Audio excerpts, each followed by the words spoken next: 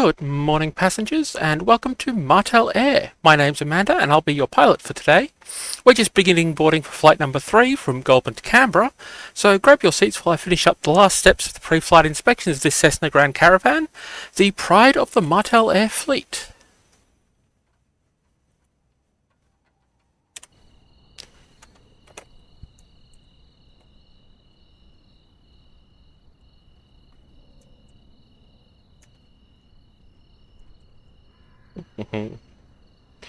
And that is pitch black.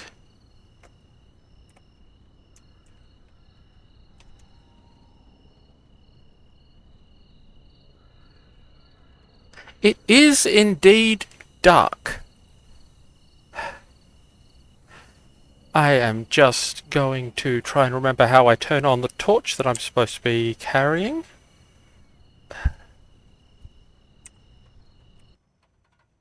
There we go, that was the button I needed, I think. Aha! Before engine start checklist. Pre-flight inspection complete.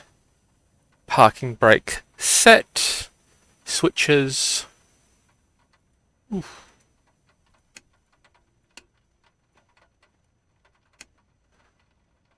Off.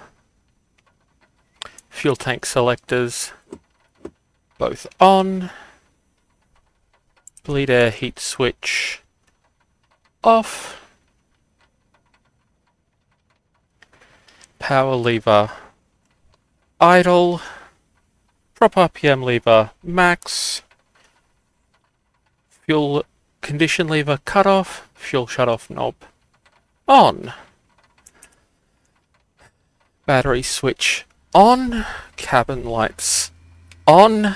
And all of a sudden we can actually see the plane. Cockpit lighting.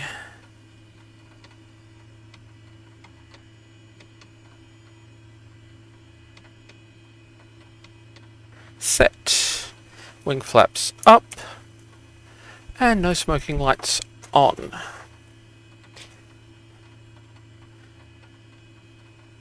Before engine start checklist complete.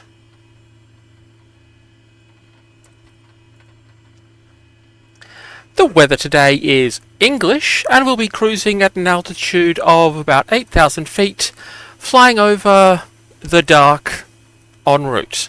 Your cabin crew today is me, and your emergency exits are located to the back of the cabin where you entered the plane. I also have a door up here by me, and if you see me leave, please follow me quickly. Our in-flight catering services are provided by our wonderful passengers, so I hope you pack something interesting. Engine start checklist. Battery switch on. Beacon light on. Avionics 1 on.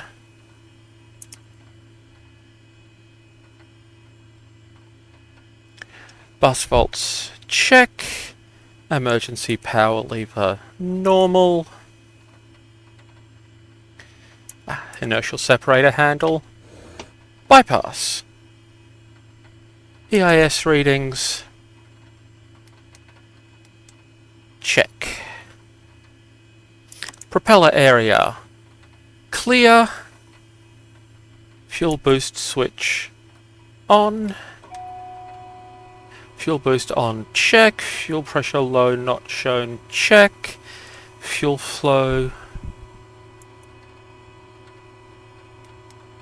check. Starter switch on.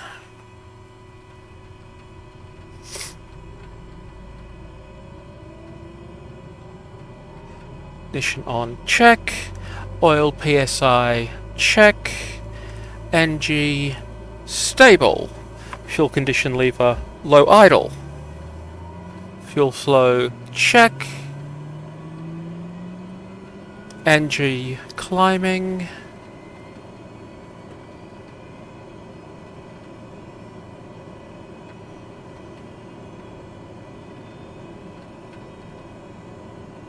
NG stable.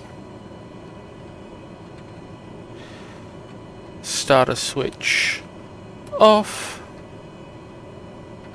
EIS readings check. Generator load, check.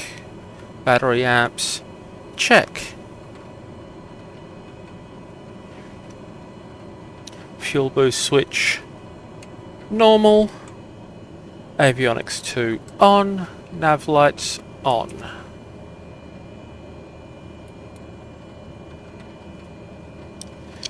Engine start checklist complete. And yes, this is quite a lot of buttons. I'm actually getting to respond to chat properly. This is lovely. In Microsoft Flight Sim, I could have replaced that entire half a page of checklists, basically this entire column, by pressing Control E. But that's less fun.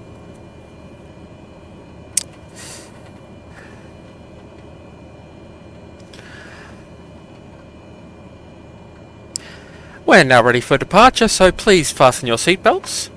Click. And turn off your devices, apart from those used to watch this stream. Thank you for flying Martel Air. We hope you don't die.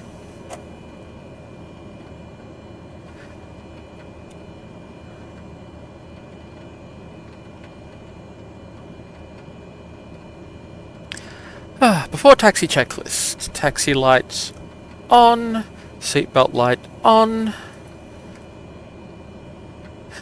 Taxi clearance.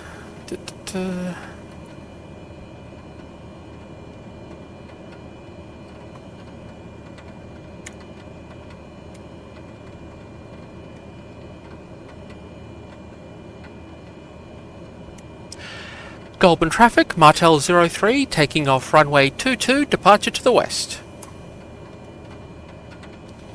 Taxi clearance check. Nav source.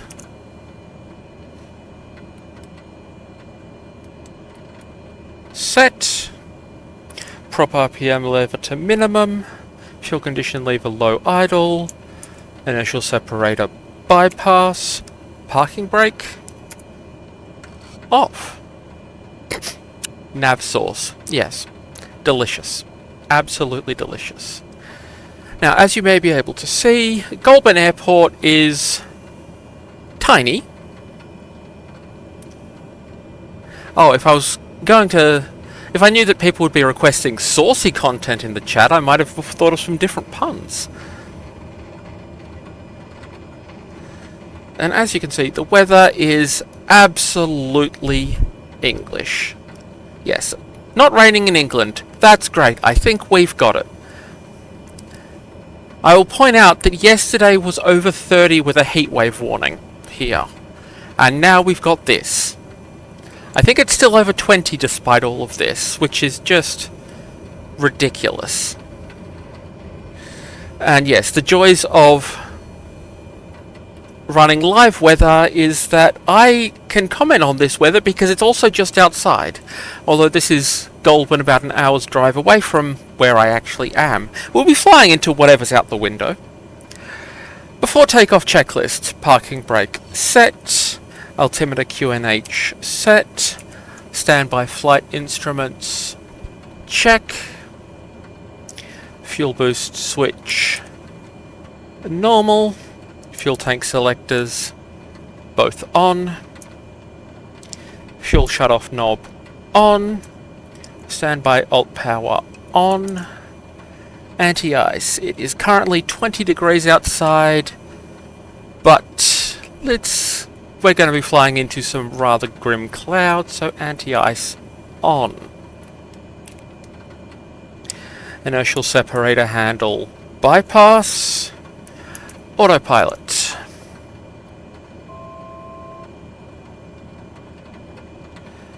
Altitude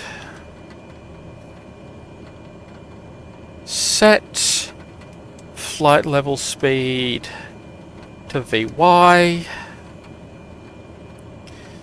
Heading to runway heading.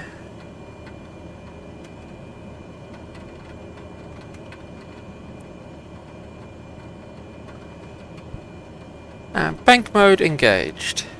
Transponder on alt. Flaps to takeoff. Strobe lights on. Landing lights on. Seatbelt lights on.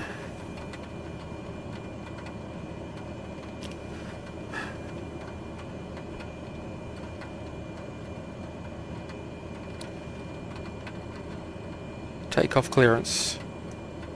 Check. Goulburn traffic, Martel 03, taking off runway 22, west departure. Parking brake off. Fuel condition high idle. Prop RPM to max. Begin takeoff.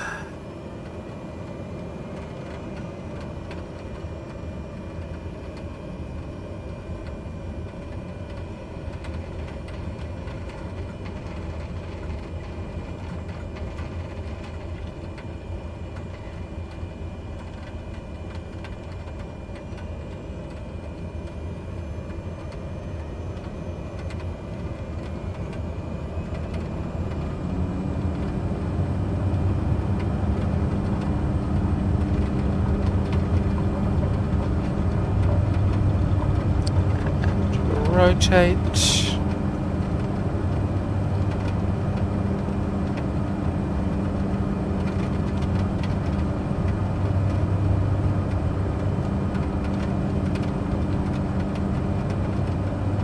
Obstacles clear. Engage autopilot.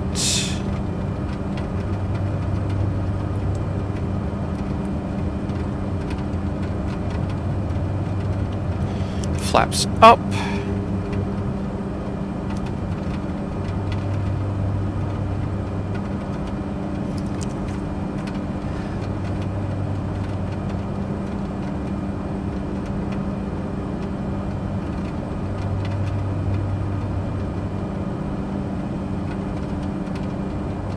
Oh dear, is my voice modulator...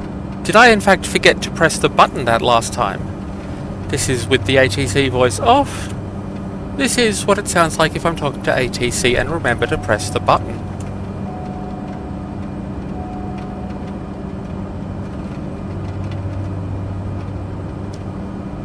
How did that test go?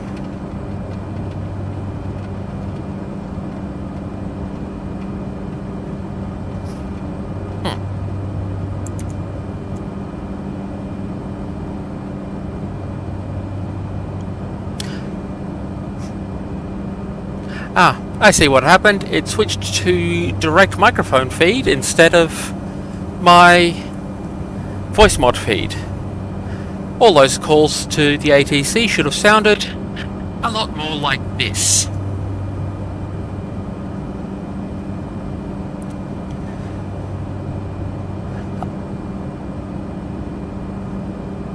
So apparently I need to open voice mod before I open OBS. This is what happens with new streamers. Now, one of the joys of night flying is that you can see almost nothing. I believe that will be the Hume Highway or possibly the Ferrol. Probably the Hume here. Highways look delightful at night. You can see a little bit of the wing in my lovely unsettled paint job, but just a snaking road off into nowhere, and otherwise some nothing. There's the other bit of that road. Ah, that will be the Federal Highway, which I call Ferrol because I live in Canberra and we like to insult the government just because it's a company town.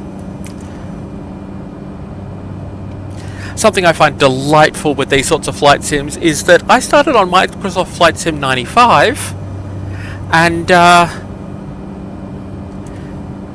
this little display here has better graphics than my first flight sim. And in a night flight, you can end up just kind of staring at that and your map. Although you don't get to stare at the map because you get me instead. Look, I'm entirely fine with this being a gravy-themed stream. Just having to watch the engine temperature there. Now, given the fascinating weather that we've got, we've climbed up to where it's 14 degrees. What fun. I'll be keeping the seatbelt light on. You can all just deal with keeping your seatbelts on, because it's the sort of stream where we actually tell you to strap in. Awkward joke withheld.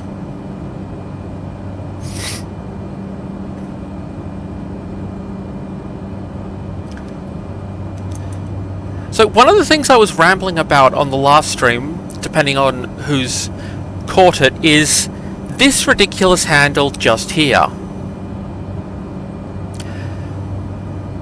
It's the inertial bypass, which is almost completely undescriptive, but also very specific and detailed.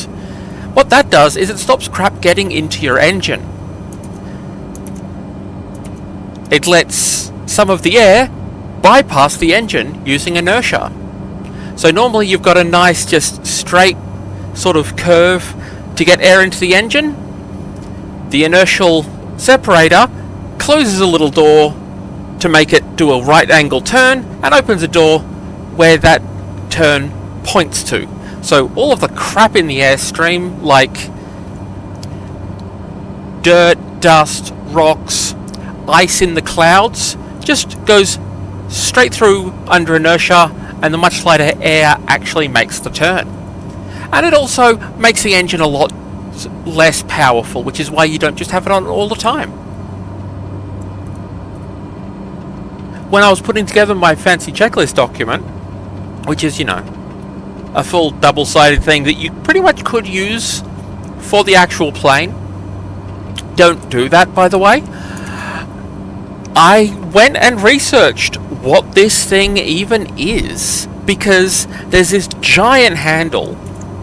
Like, you can see how much space it takes up in the cockpit when it's out, and on the real one it really is that big and just chunky, because that's just a direct mechanical connection to the two little flaps in the engine intake. It's a delightfully simple system that just... Oh, big red button. No, we've got big red buttons, like that one. There's one there. Some big red knobs. Oh, that's a big red button down there, that directly behind my face. This big red button cuts off all the fuel to the engines.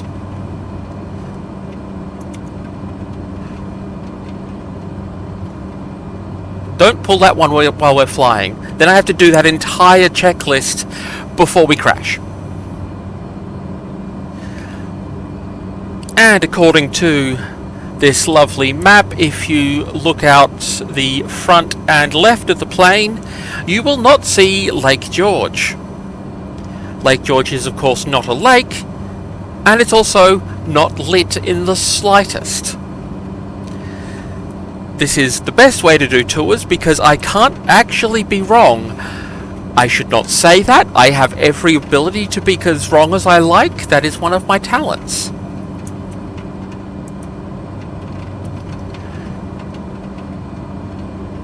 So, the flight from Goulburn to Canberra is a bit short, because it's only an hour's drive. But,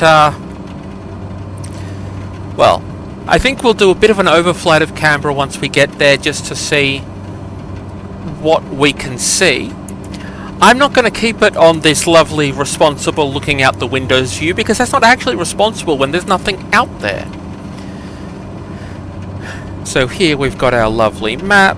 I can switch it from topography to relative heights to just show me where water is. I don't know why you want that. But the relative heights one is great for if you're coming into somewhere with hills, such as Canberra, and you might want to see mountains before you hit them.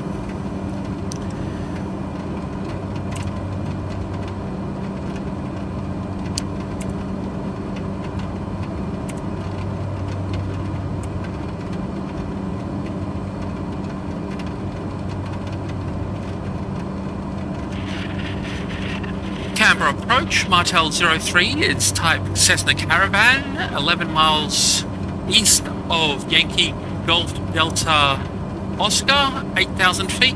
Request clearance to transition Charlie airspace.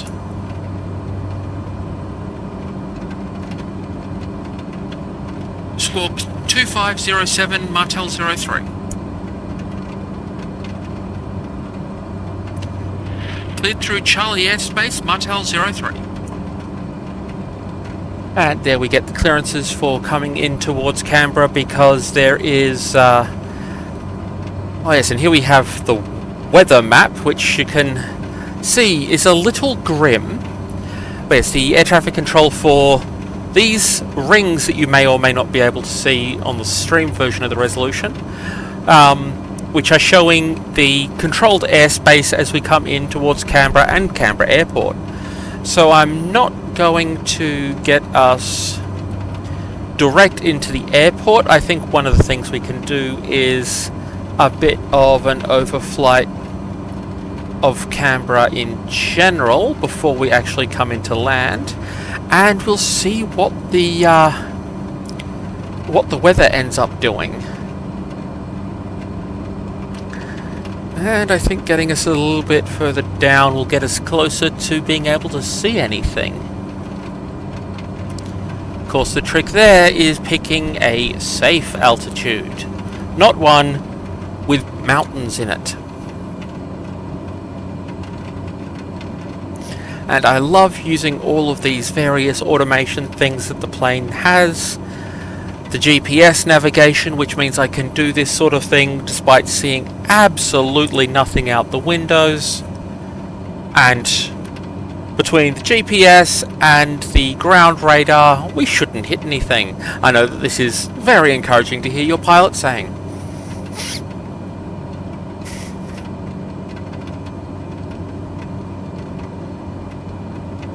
I don't think that this level of plane has LiDAR, no. There will be ground proximity radar, which is just straight down and reading the return time. LiDAR is expensive and fancy. So the terrain map on this, which will give us green, yellow and red zones, as you can now see the legend just there, that is actually based on altitude data and a big ass database tied into the GPS. And just up in the top left corner you can start to see a few of the things that are within 2,000 feet of my altitude. Because Canberra is in some mountains, but not for any great reason. Just, it's where they found a spot. The classic line is a good sheep paddock ruined. I mean, I think Lake George is a better sheep paddock ruined more often by being flooded.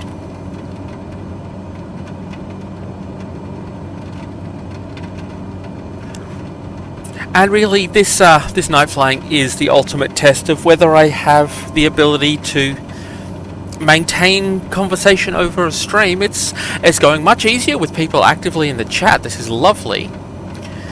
But with absolutely nothing out the windows for me to actually see and comment on, I've got very little other than, oh look, my map has red on it, just like Shaun of the Dead.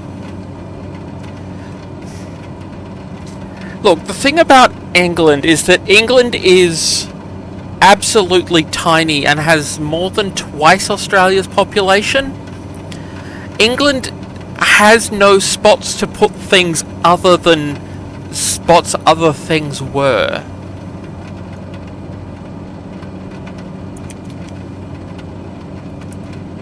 So, originally, when I thought of doing this nighttime stream, there was a bit of a notion, oh, that's pretty, where you can see the water in the windows.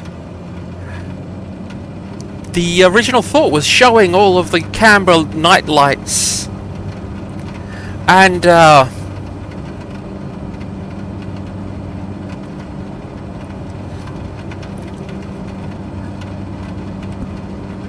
And yes, organic growth based on where a village was. And the thing that medieval fantasy writers need to remember is that villages were about a day's walk apart. Because if you have to do more than half a day's walk to drop stuff off in town and then half a day's walk back, you'll just grow another village in that sort of spot. Look, I'm not going to comment on Sydney's roads because I'm trying to not swear too much on stream, despite everything about me.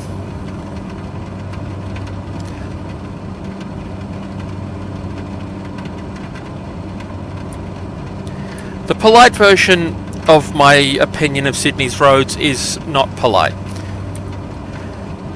But yes, on the fantasy thing, the fact that camping out in the wilderness was basically not done unless you were an army on the march, and even then,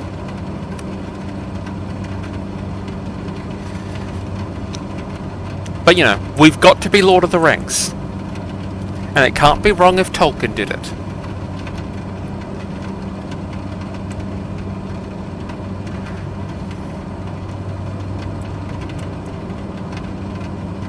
So this is what Canberra looks like from above if you've got your head in a bag and the bag is wet. I am enjoying the weather effects that Flight Sim's got going though. The sound is particularly good with little tick, tick, tick, tick, tick, tick, tick. And of course with this sort of plane where you can't really get above the weather, you just kind of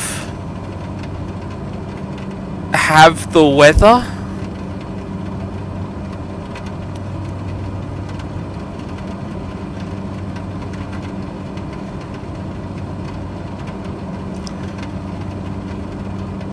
Look, you can call Australia uninhabited monster land all you want. We don't have UKIP. Or name any other political party you like. And also, there's a reason that the UK has no native predators left, and it's because they kept eating people, so people got rid of them. Like the number of reports of what happened to this person who was camping.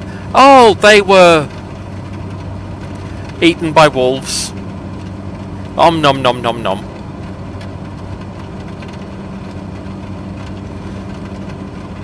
Ooh. Lovely little bit of turbulence there. I've also got full weather effects, full turbulence, everything switched on in the simulator because the more realistic and somewhat ridiculous it is, the more fun I think. Oh, I've been watching stuff about the Lynx reintroduction in the Scottish Highlands and I am so for it.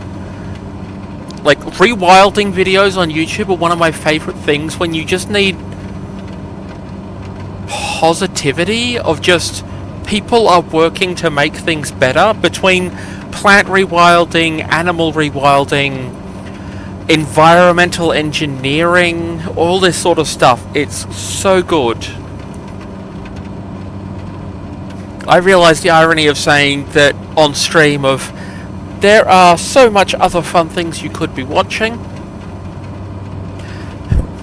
I am now starting to think about my stream layout as to whether having a bit more of a framework than just my little pilot cam window, possibly including the chat on the stream so it looks like nothing is going to stop me looking like I have utterly ridiculous ADHD on this stream because I do, but if people can see the things I'm responding to, I don't know. Some streamers do that, some streamers just try to read the comment out just enough to give context. I suppose that's an artistic decision I'll have to make. And I have no idea what the NFU is. National Farmers Union?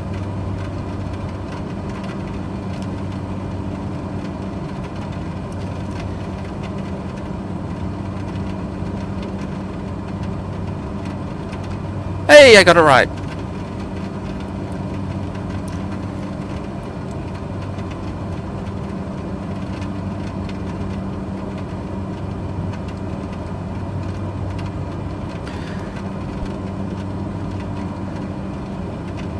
Oh, yeah, farm lobbies love being the most powerful.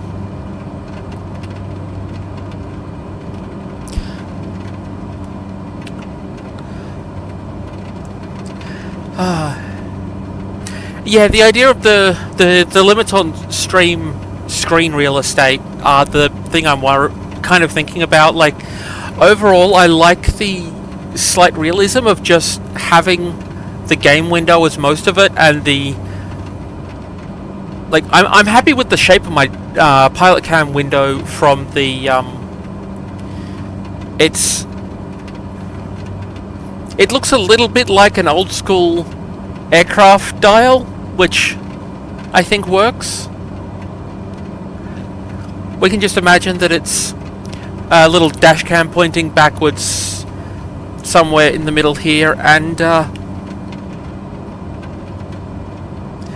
mounted on the back of every one of the seats as just like little in-flight entertainment is me rambling. That's the most worrying flight I've thought of.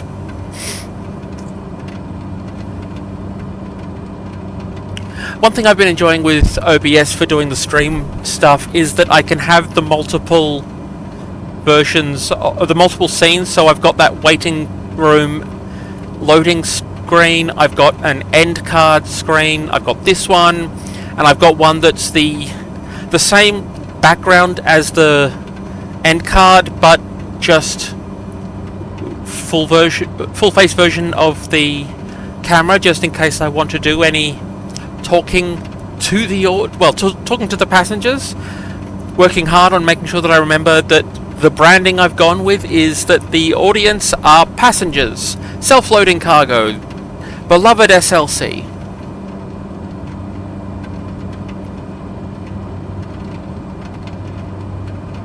Oh, the idea of marathon streaming of longer flights is one that I have definitely thought of, and in this one it would be interesting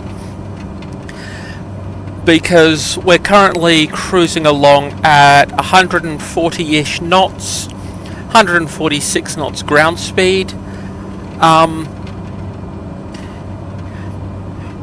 If we completely load up on fuel, we won't be able to make it to New Zealand, but we will be able to do Lord Howe Island, refuel, land on the north tip of New Zealand, refuel again, make it to Auckland or wherever.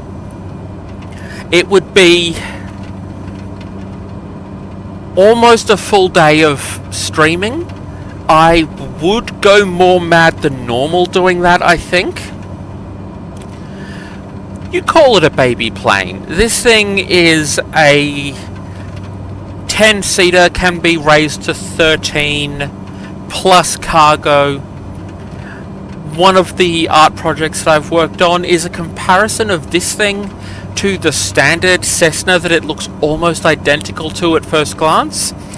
It's about twice the size. This thing, like, it looks like your standard high-wing single-engine Cessna, but it's the chunkiest version of that you ever did see.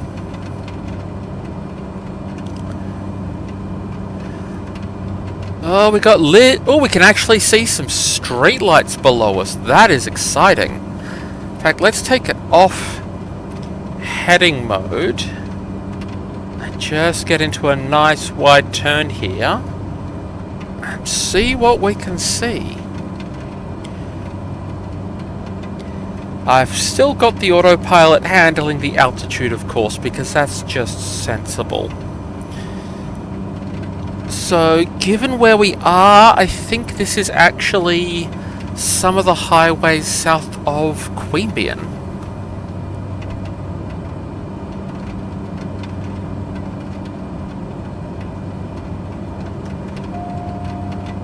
Oop.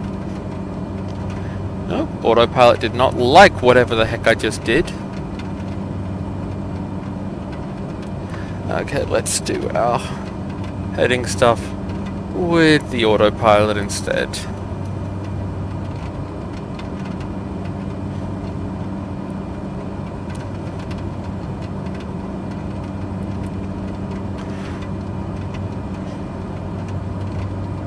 Okay, the notion of trying to keep myself going, doing the pilot bit for 8 hours, that has some spice to it. I don't know if anyone would survive the experience just from an emotional level, but it would be a fascinating thing to examine.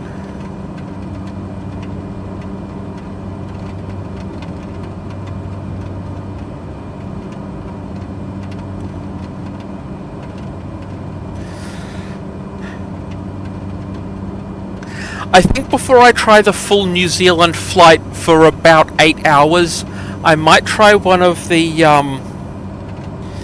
flights out to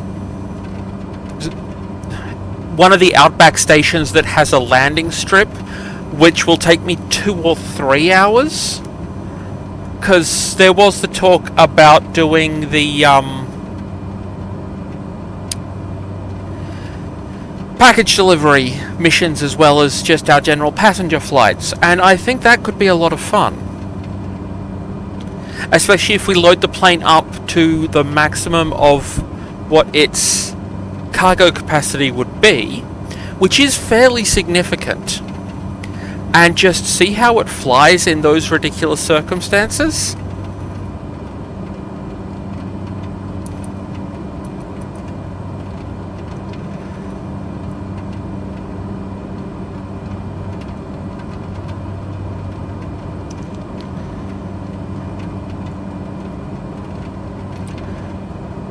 So we're now heading mostly north, back towards Canberra itself, rather than Canberra Airport, just because I'm having fun with this chat and I don't want to land just yet.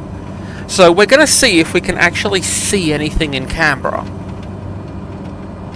And luckily, one of the size categories that this plane is in is that it is below the weight limit for Canberra noise abatement. So planes with a maximum takeoff weight above 5,700 kilos can't fly over the city, pretty much. Like, there's rules about it. But this thing, maximum takeoff weight of 3,000.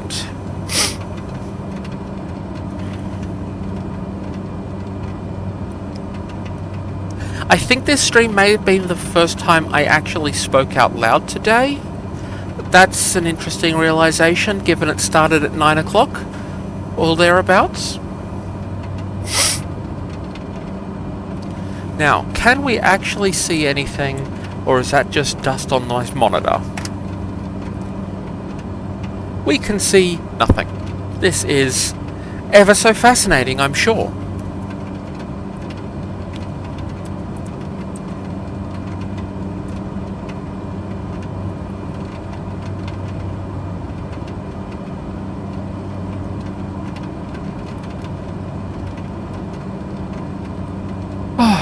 But that weather map is rather intense.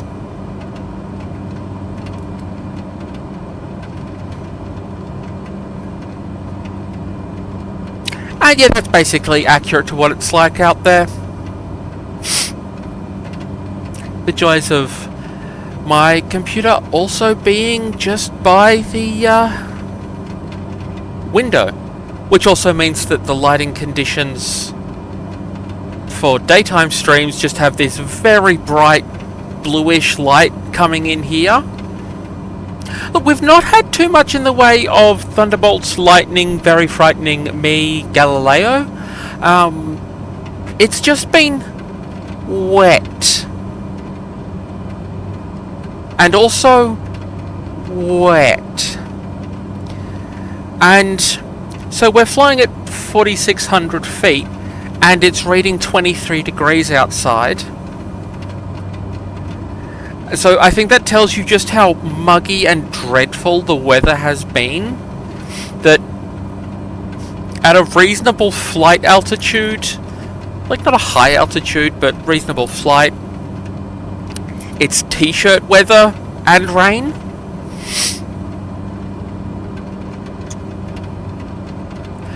horror-y atmospheric indie rock to accompany the stream.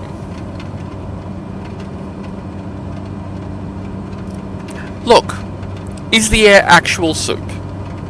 Someone in this chat requested a gravy-themed stream, and the weather has provided.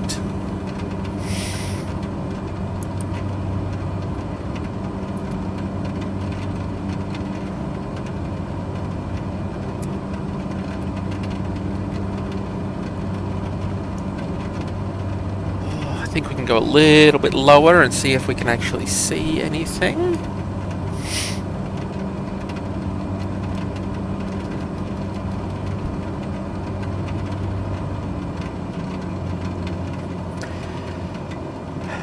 Is gravy soup? If Yorkshire pudding is a bowl, because given the way I will consume those two things together,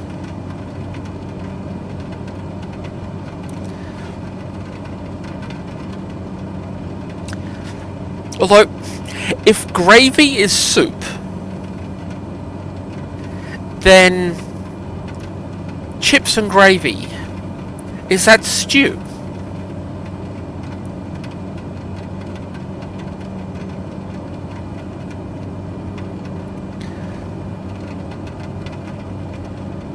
Oh, look, drinking actual good gravy, good gravy, is completely valid, and now I really want a bunch of Yorkshire puddings the size of shot glasses to do gravy shots with a crunch at the end.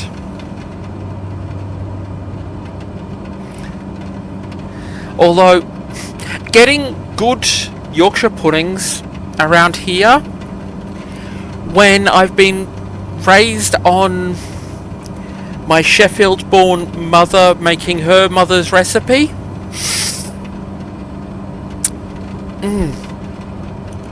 nobody else does Yorkshire puddings right.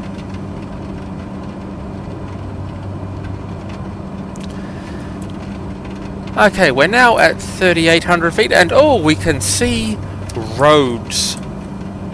They're a little closer than you'd normally like. And my navigation skills are such that I have no idea. Yorkshire pudding, gravy, whiskey, world's most filling jello shot. Sign me up.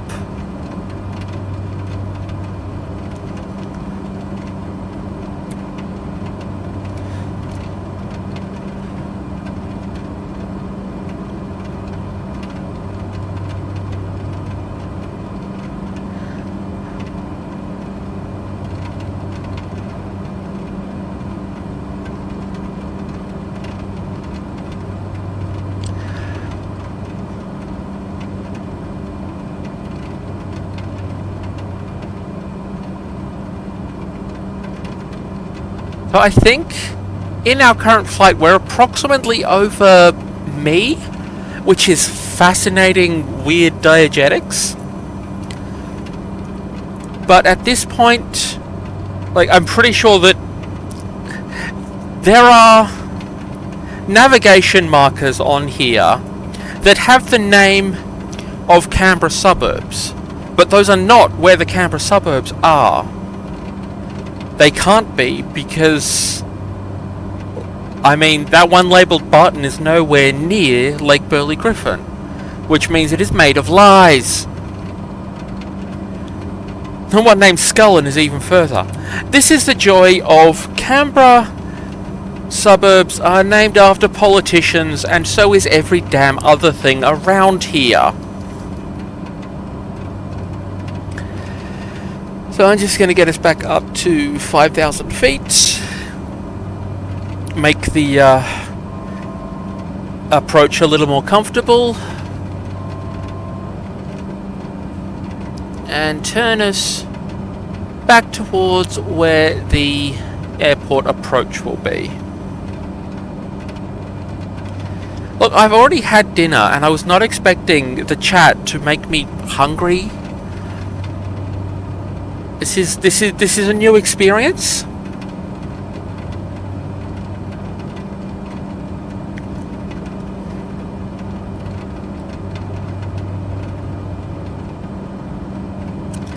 Oh, and all that green and some of the yellow and red disappears from our map, once again behind my head, because we're now back above, well, just coming through 4750. It's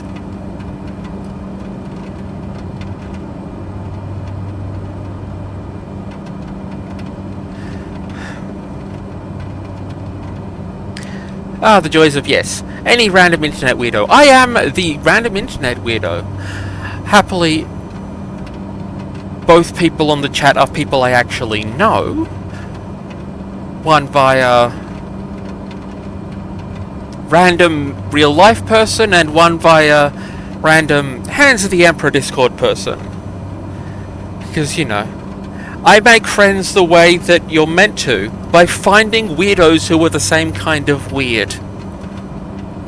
And one little navigation thing. Yes, curated internet weirdos.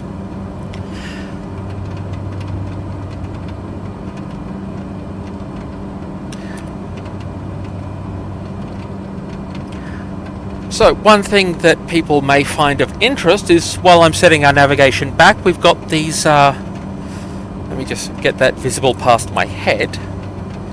We've got these blue circles here just to the right of where we're flying. Those are restricted to airspace. And the reason that those are restricted to airspace is they are over the Titmanbilla Deep Space Communication Complex. And it's actually restricted airspace for a radiation hazard, and not like ionizing radiation, just big ass dishes pointed straight into the sky. Don't fly in between them and a spaceship.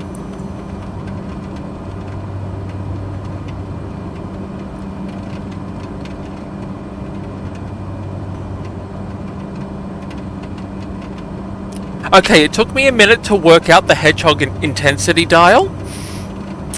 It's the heading dial. But if you want it to be your hedgehog dial, it can be a hedgehog dial, and just remember that the spinny thing on the front looks a bit like a hedgehog if you squint really badly, probably enough to close your eyes. I mean, most things look like hedgehogs if you close your eyes enough. And look, what you do with hedgehogs is between you and whatever hedgehog's consent.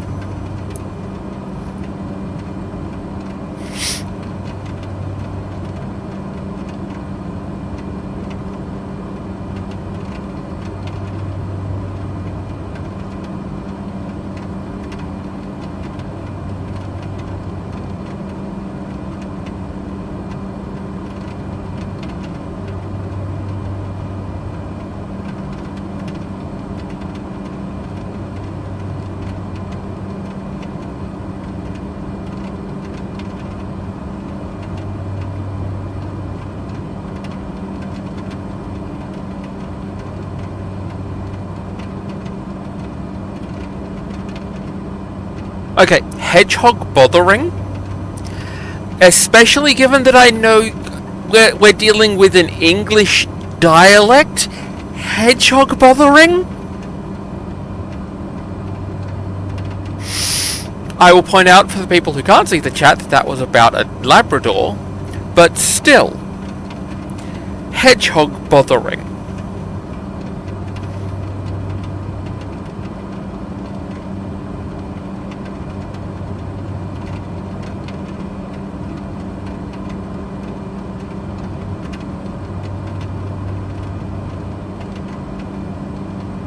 Now, when you say reasonably broad usage, I know you mean the term, but for some reason my dreadful brain still wants to take it as, like, the hedgehog was broadly used.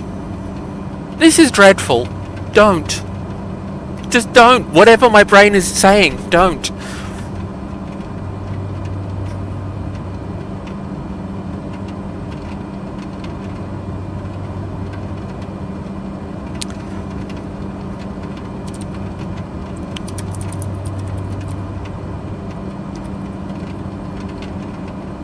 And a comment there that I am giving just to the chat.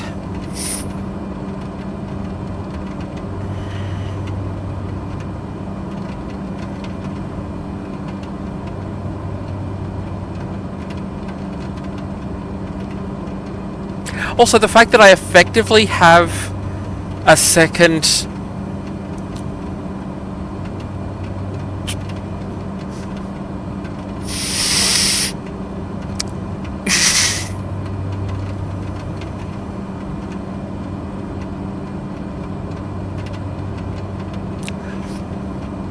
I was in the middle of a thought there, and comments happened in the chat.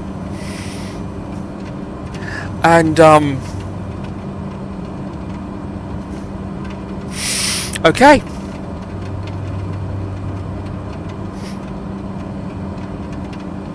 So the thing I was...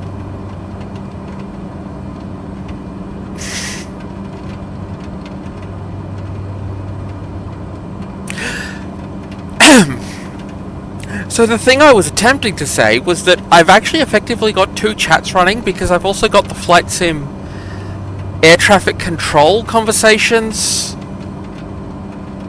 as like the next window over. So I've got one where they're talking to all of these, at the moment it's a... Oh, who's Velocity? I think that is Virgin Australia.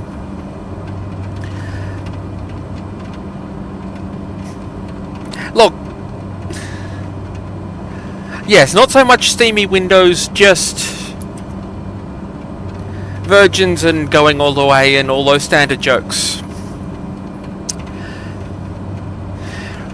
But it's fascinating to have the two chats right next to each other. I've got the audio sim of the ATC calls from the other side turned off, just because the text to speech on them is rather awful, and I think it's more fun just to have me doing my half as I've clicked buttons and just not bothering with the automated one.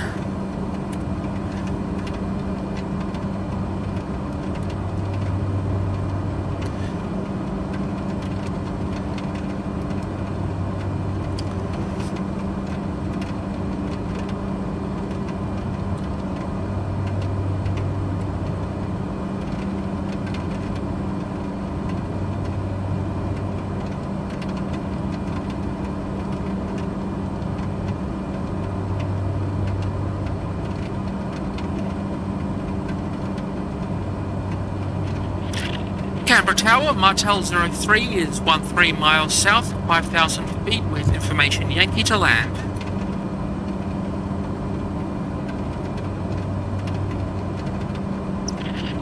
Make straight in, runway 35, Martel 03.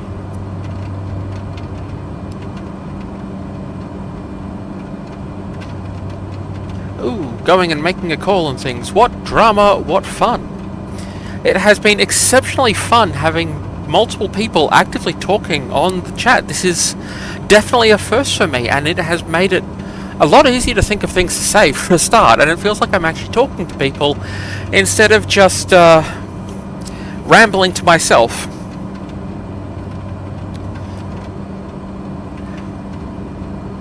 Attention passengers, we're now approaching Canberra Airport, and I've switched on the seatbelt lights, which means I'd like you to fasten your seatbelts. Enjoy this riddle and more as we come in towards landing, and thank you again for flying Martel Air. We hope you don't die. Approach checklist. Seatbelt lights on. Fuel tank selectors both on.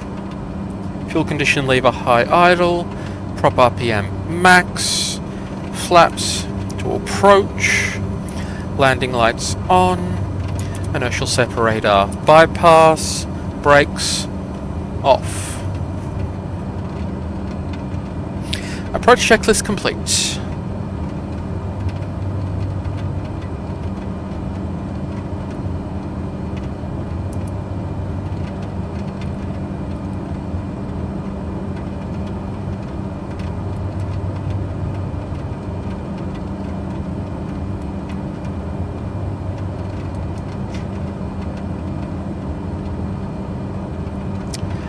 And there we have the ILS fix. One of the lovely things about modern aircraft systems is the instrument landing system, where you've got some beams that tell you how high up and down you need to be, and some beams that tell you how far left and right you need to be, and if you keep in the middle of all of those, you hit the runway. You need to not hit it too hard because you're in a plane, and you know, splat. But in situations like this, when you can see approximately nothing, it's a little bit easier.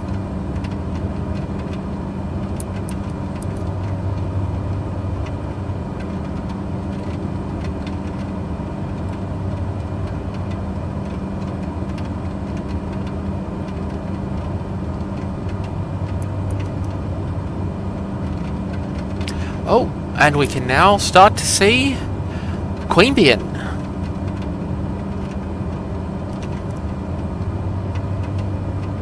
So almost every time when you come into Canberra Airport, you come in on runway 35, which is the runway that points somewhere between 345, 355 degrees. In this case, it's 348 from memory. Which means that you're flying basically north to get there.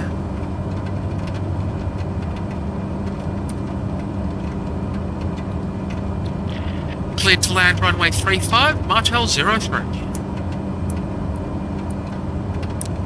So, cleared to land as soon as this other guy is off the runway, which, as we can't even see that yet. And we're keeping the speed a bit high just because...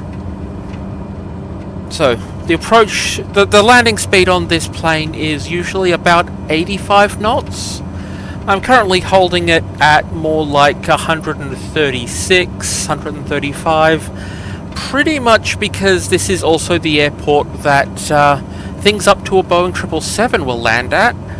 And if I go too slow, they'll just kind of get annoyed behind me. So we're above the safe flap altitude at least, and there is the runway in sight. And I see no planes on it, which is lovely. And this is definitely final approach. Seatbelt lights on, flaps to landing position. Airspeed to landing velocity, and autopilot off.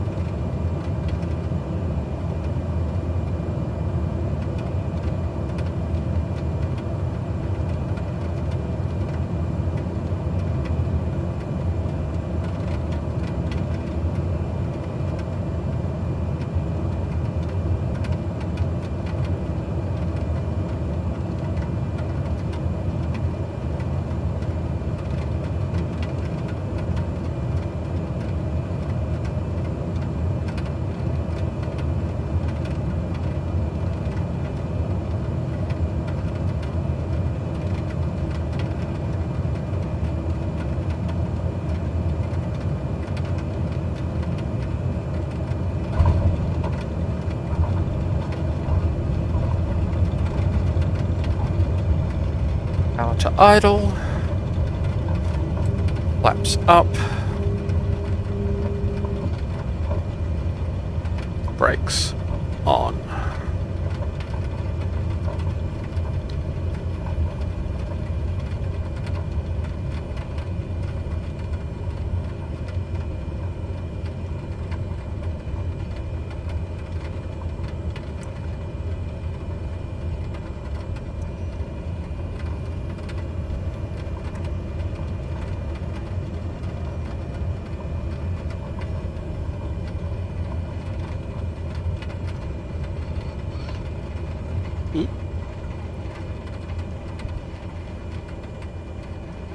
That was slightly awkward. And there we are, clear of the runway.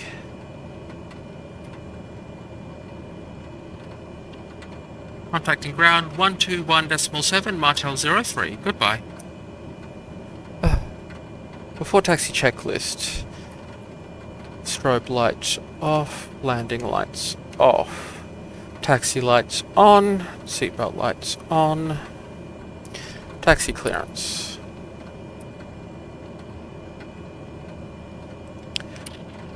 Canberra ground, Martel 03, taxi to parking.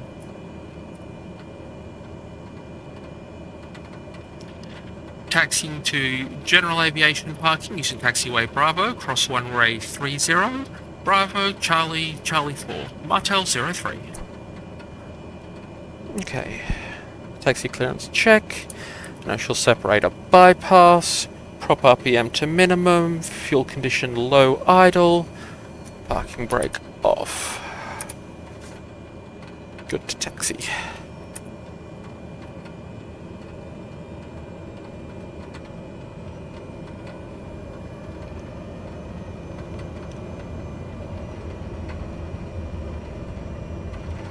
Finding the taxiways to leave the runway in the dark can get interesting because it is dark. So we have these lovely green lights which show us the center of taxiways. Blue lights that show us the edges of taxiways. And then we also need to make sure we're not going where we shouldn't.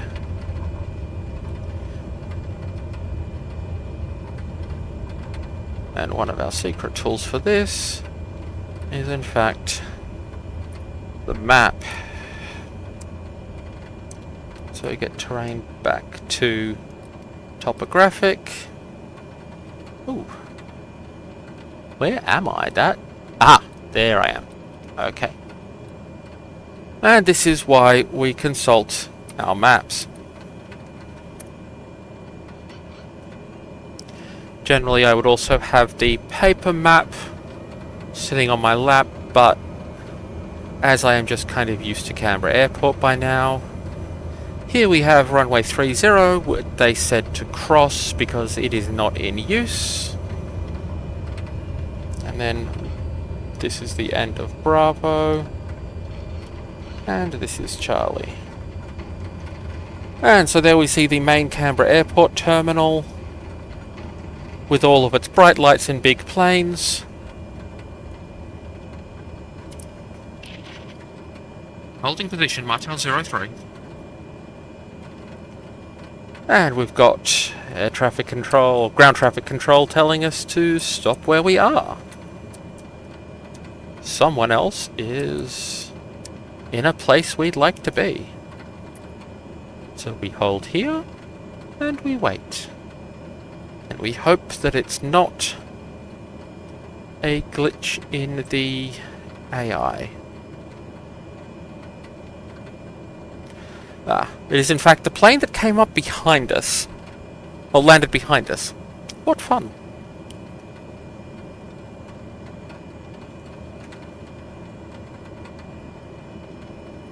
And of course one of the weird things is you actually get cars, which luckily have their lights on. Roger, continue to taxi, Martel 03.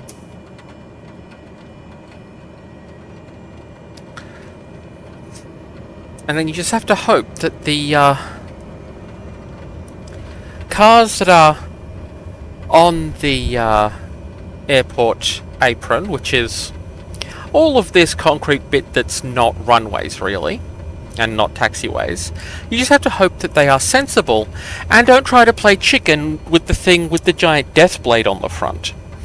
Fun fact, if you try and put a car in front of a turboprop, the plane doesn't do well out of the experience, but the car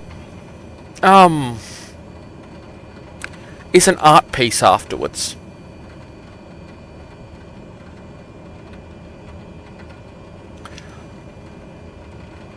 And that car is in my usual aircraft parking spot. How rude.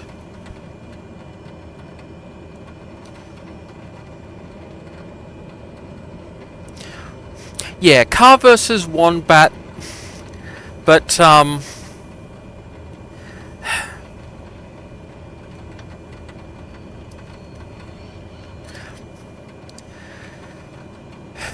look, it can sometimes get up to car versus emu, which is like a wombat but mounted at windscreen height.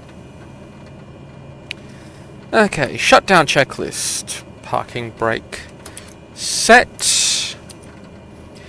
Power lever idle. Bleed air heat switch off.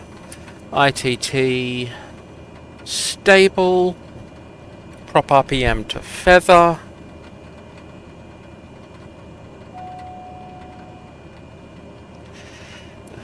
Anti-ice system off. Standby op power off. Build condition cut.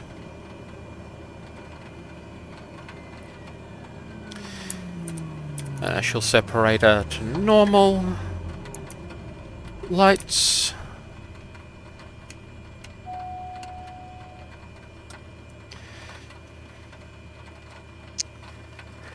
Attention passengers, this now concludes our flight from Goulburn to Canberra. We here at Martel Air hope you've enjoyed your time in our tiny skybus. Please wait until I've opened the door and you can calmly deplane into the wet in an orderly fashion. Our baggage handling services today will be provided by our wonderful passengers, so thank you for not leaving any of your luggage behind. Any personal belongings left behind as you leave the plane will be assumed to be a present to the pilot and enjoyed thoroughly. Thank you for flying Martel Air. We hope you don't die. And then we have rest of the lights off, fuel boost off, NG stable, avionics 2 off, avionics 1 off, battery off, into the pitch black, torch on, fuel tank selectors both off. Shutdown checklist complete.